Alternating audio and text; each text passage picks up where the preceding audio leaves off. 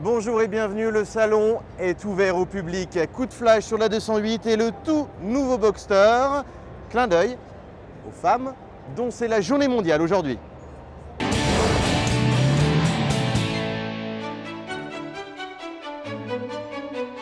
Jamais dans l'histoire de la Porsche Boxster, les évolutions n'ont été aussi révolutionnaires.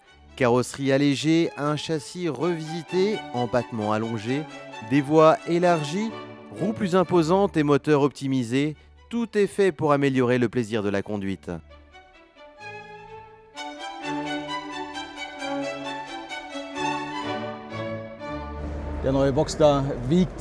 Malgré les nouvelles exigences en matière de confort et de sécurité, le nouveau Boxster pèse 35 kg de moins.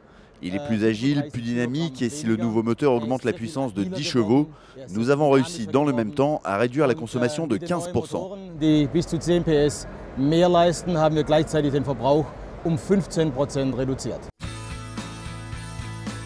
Avec ce nouveau modèle, Porsche espère convaincre de nouveaux clients.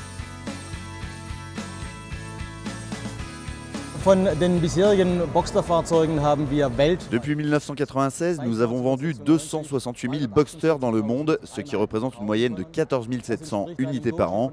Avec ce nouveau modèle, je suis persuadé que nous allons dépasser ces chiffres.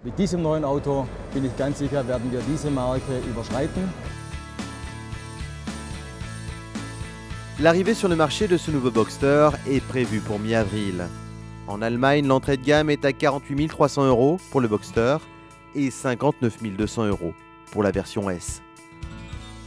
« 208 ou l'héritière de la 205, Peugeot a levé le voile sur sa nouvelle petite citadine.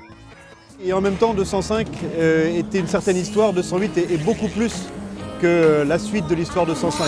Nous avons vraiment repris en profondeur, avec un cahier des charges particulièrement ambitieux, ce projet pour que 208 apporte un véritable saut de génération. 208 a été pensée pour être la plus sensuelle avec ses lignes saillantes et ses flancs musclés. La descendante des 206 et 207 voit aussi son design extérieur modernisé, un physique destiné à plaire au plus grand nombre. Une voiture plus légère de 110 kg, une voiture plus compacte à l'extérieur, plus grande à l'intérieur et des émissions de CO2 qui sont impressionnantes, un gain de 34 grammes en moyenne par rapport à 207. Elle sera disponible dans les concessions à partir du printemps 2012 dans des versions 3 et 5 portes. PSA espère en vendre 550 000 exemplaires dans le monde, dont 400 000 en Europe.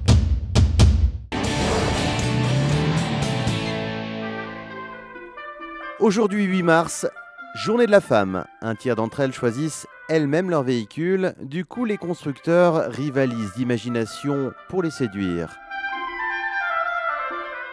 Chez Mini, on peut personnaliser son véhicule à l'infini. Couleurs, tissus et matériaux. C'est ce que je pense en tout cas, vu que nous proposons un grand choix de couleurs et de matériaux. Les clients peuvent aussi bien choisir la couleur de la voiture que des équipements intérieurs. Nous laissons le choix aux clients. Chez Citroën, la Star et la DS3. Ses formes arrondis, sa palette de couleurs font un carton chez les femmes. La voiture comme un objet de mode. Les femmes sont un marché important. Il suffit de voir le nombre de femmes seules qui roulent dans des véhicules, le nombre de femmes seules qui achètent elles-mêmes leur véhicule pour se rendre compte qu'il y a une demande qui existe et nous, on essaye par des matières et des couleurs à satisfaire ses attentes et ses besoins. Aujourd'hui, les femmes représentent la moitié des automobilistes dans le monde. Un marché plein de promesses.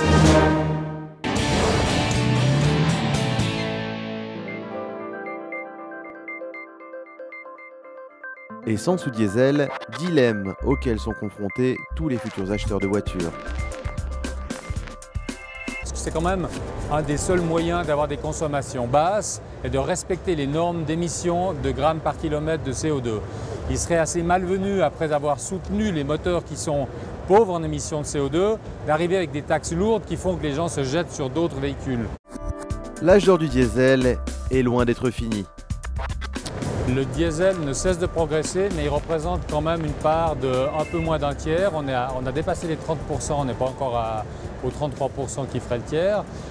et ça progresse sans cesse en Suisse, malgré le fait que le carburant diesel n'est pas très intéressant sur le plan économique parce qu'il est largement taxé, donc il est toujours plus cher que l'essence. Dans d'autres pays, le diesel est moins taxé, comme la France. L'Autriche, c'est un pays frappant où il y a pratiquement 80% de véhicules diesel. Donc ça donne une autre configuration du marché parce que le diesel est, on ne va pas dire subventionné, mais moins taxé. Le diesel peut aussi attirer une clientèle sportive. Pour exemple, la gamme Motorsport de BMW s'enrichit désormais d'une mécanique diesel. Présentée sur la dernière génération de la série 5 à Genève, ce 6 cylindres surpuissant équipera les X5 et X6. Voilà, c'est tout pour aujourd'hui. Comme vous pouvez le constater, les 140 premières sont bien gardées. On vous donne rendez-vous demain.